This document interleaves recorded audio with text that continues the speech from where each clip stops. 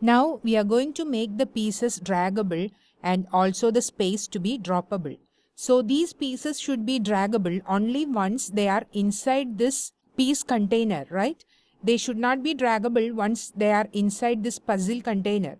So we have to make the pieces draggable once they are inside this piece container. So how we can do that? When we add the pieces into the piece container, that is here we are actually setting the position of the pieces within the piece container div element. So here what we can do is that, let me specify add class, and let me specify a class name here as draggable piece. Okay, draggable piece. So all these div elements will be having the class name draggable piece when they are added within the piece container. Then what we need to do, we need to make this draggable piece element, that is the elements with class name draggable piece, as draggable. So we need to write that code. So within this start buttons click event, what I'm going to do is that, let me have a function implement logic, because here we are actually implementing the logic of the game, right? And let me write the function. So let me write function implement logic, and here let me access the elements having the class name draggable piece. So $dot draggable piece. To make them draggable, what we need to do, we just have to specify draggable, because we have added jQueryUI's references online. Now let me save this and check the output. Let me try to drag this now. No, they are not draggable because we have written it once they are inside this piece container. Let me click the start button. Oh, there is an alert message here. Let me remove that.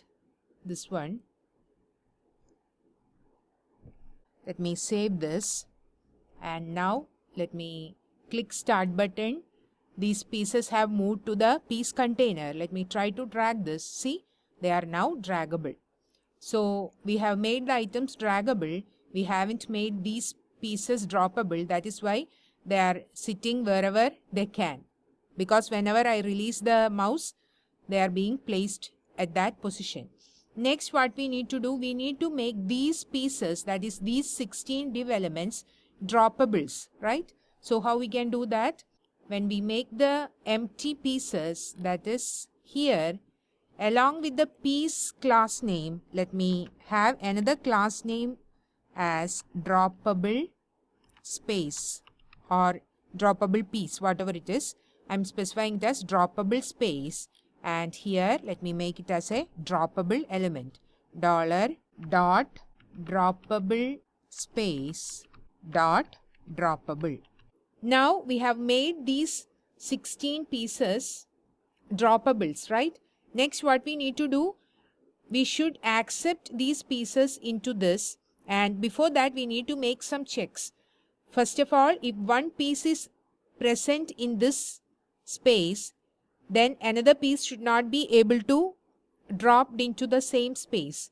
Like that, we need to make some checks. For that, we are going to make use of some of the methods and options provided by jQueryUI. If you remember, we have some options and methods for each interaction, and we can make use of that to implement the logic. So first, what I'm going to do is that I'm going to use the drop method to check some conditions. So we need to put them in curly braces, and let me specify drop, and it is a function, and for that we can pass event and UI, and within this what we can do, we can get the draggable element which is being dropped in this space using UI.draggable.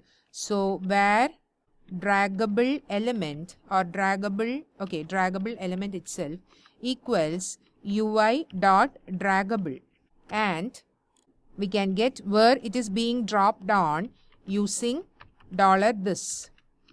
Then for this element, that is for this div element, we can have a class name like piece present because we are actually adding an element there. So we can add a class named piece present for this element, and for this element we can specify dropped piece. Okay, so what I'm going to do is that for drop down, that is for that particular element, I'm going to add the class name piece present because already a piece is added to that. So later we can make a check. If there is a piece already, then we cannot drop another piece there itself. Hope you understand what I'm trying to do. It is simple actually. That is, suppose one piece is added here, then we should not be add again another piece here itself, right? So if we are not writing anything, if we are just making these pieces draggable and these pieces droppable, we can actually put many pieces into one space. That should not be possible, right? So what I'm doing is that once a piece is dropped, we are adding a class name piece present to that particular space or div element, and for the dropped element, that is which is dragged and dropped, for this element or for this div element, we are going to add a separate class name. So for the dropped space, we are specifying piece present, and for the draggable element, for this we need to specify dollar because for this it is already having dollar. Here we need to specify dollar draggable element, and for that let me add a separate class name. Let it be say dropped piece because this piece is already dropped, and for this we actually have to set the position. That is, if you try to drag this piece now, it is not getting positioned at the correct space, right? So for that we can add css dot css, and within this I can specify top to be 0, comma left to be 0, and also position to be relative, so that the piece being dropped will be spaced correctly. So position relative, and after this we need to append this one, that is the currently dragged element, to the dropped on space, that is the space to which the element is being dropped on. Hope you understand what we are trying to do here. That is, when we are dropping the draggable element to a droppable space, what we are doing for the drop event, we are getting the draggable element that is being dropped, and then we are getting the space to which this element is being dropped, and then what we are doing, once the element is spaced, for that particular space we are adding a class named piece present, because thereafter if there is already a piece, then we should not be able to place another piece in the same space. Then for the draggable element, we are adding the class name dropped piece because this piece should not be dropped again, right? Then we are setting the top and left to be 0 and position to be relative, so that it will be positioned correctly in the provided space, not like this. And then we are appending it to the drop down element. Now let me save this and check the output.